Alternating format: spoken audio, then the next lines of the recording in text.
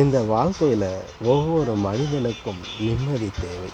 அந்த நிம்மதி இல்லை என்றால் நிமிடம் கூட கழிக்க முடியாத வேதனை ஆகிவிடும்.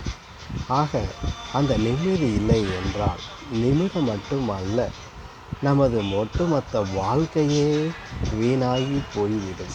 ஆகவே நிம்மதிக்காக எதை வேண்டுமோ அதை மட்டும் செய்யுங்கள். பெருமைக்காக செய்யாதீர்கள்.